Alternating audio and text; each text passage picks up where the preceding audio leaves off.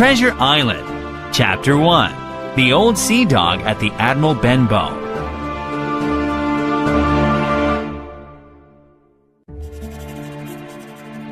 My name is Jim Hawkins, and Squire Trelawney and Dr. Livesey asked me to write down the whole story of Treasure Island from beginning to end. They told me to tell everything and keep nothing back except the location of the island, since a lot of the treasure is still there. So, here I am, in the year 1750, remembering a time when my father ran the Admiral Benbow Inn, and an old seaman first came to our door. He was a tall, strong, nut-brown man, pulling a sea chest behind him. A dark pigtail fell over the soiled shoulder of his blue coat. His ragged hands had black, broken nails, and the scar across his cheek was a dirty, ugly white. He came in, sat down, and ordered a glass of rum. "A comfortable inn," he said, drinking slowly. "and in a good location. Many customers, mate?" "No, very few," my father said. "It's a pity." "Well then," he said, "this is the place for me. All I'll need each day is bacon and eggs in the morning, some rum, and a room with a high window to watch for ships." He threw down 3 gold pieces. "You can call me Captain," he said, looking fierce. "Let me know when you need more money to cover my board." The captain was a very quiet man. All day, he would hang around the cove or the cliffs with a brass telescope, and all evening he would sit next to the fire and drink rum. "Let him be," my father warned me. Every day the old man went for a walk, and when he returned to the inn, he'd always look over his shoulder and ask, "Have any seafaring men been here?" Occasionally, seamen did arrive at the Admiral Benbow, and he'd spy on them through the curtains. He took me aside one day and held out a silver coin. "I'll pay you every month," he said, "if you keep your eyes open for a seafaring man with 1 leg."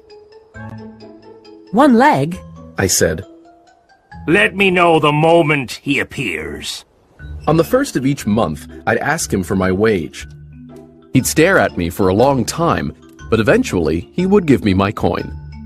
"Look out for the seafaring man with 1 leg," he repeated ominously. How that one-legged man haunted my dreams. On stormy nights, he appeared to me in 1,000 different forms with 1,000 evil expressions. Sometimes his leg was cut off at the knee, and sometimes the entire leg would be missing. The one-legged man would chase me over hedges and into ditches. I thought these nightmares were a high price for my monthly pay, but oddly, the captain himself didn't scare me at all. "More rum!" he'd shout. He'd force our trembling guests to listen to his stories and his singing, and he wouldn't allow anyone to leave. "Pay attention! 15 men on a dead man's chest," he sang. "Yo ho ho and a bottle of rum." Everyone sang in answer, joining in for fear of death. "You'd walk the plank in the dry Tortugas," he said, pointing to one reluctant guest. "And on the bloody Spanish Main," he said, pointing to another. "You'd be tortured and then hung." "He's lived among the wickedest men on the sea," one guest whispered. "He uses such shocking language," said another. My father held his head in his hands. "The inn will be ruined. People won't come to be bullied and sent shivering to their beds." I disagreed and said to my father, "The captain does us good. People are frightened, but they like the excitement. There's even a group of young men who pretend to admire him. They call him Sea Dog and Old Salt, and say he's the sort of man that made England fearsome at sea." "But the money he paid us is long gone," my father said. "I don't know how to insist on more. Whenever I try, he just stares at me." Father wrung his hands and looked very ill. So, the captain stayed. He never wrote or received letters, or spoke with anyone but the guests, and then only when drunk. And we never saw inside his great sea chest. Late one afternoon, Dr. Livesey arrived to see my father, who had become quite sick. This well-dressed doctor, with his white powdered wig, clear eyes, and pleasant manners, contrasted sharply with the filthy, bleary-eyed old sailor, drunk and sitting with his arms on the table. Suddenly, the captain began to sing. 15 men on a dead man's chest, yo-ho-ho, and a bottle of rum. Drink and the devil had done for the rest, yo-ho-ho, and a bottle of rum. Dr. Livesey was giving orders for my father's care when the captain banged his hand on the table for quiet. Everyone stopped talking, but Dr. Livesey continued. The captain glared, swore, and said, Silence there between decks! Are you addressing me, sir? The doctor asked.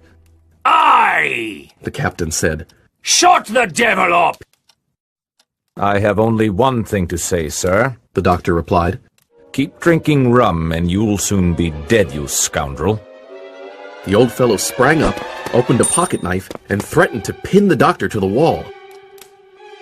The doctor spoke louder. Put that knife away, or I promise, on my honor, you shall hang.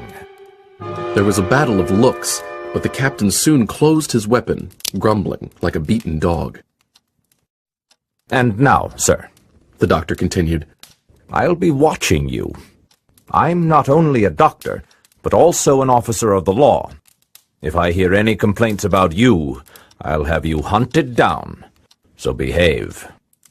Soon after, Dr. Livesey rode away, but the captain held his peace that evening, and many evenings to come.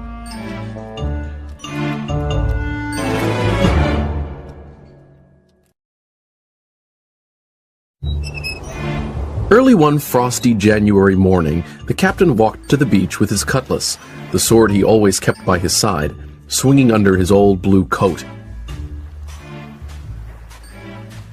He carried his brass telescope under his arm.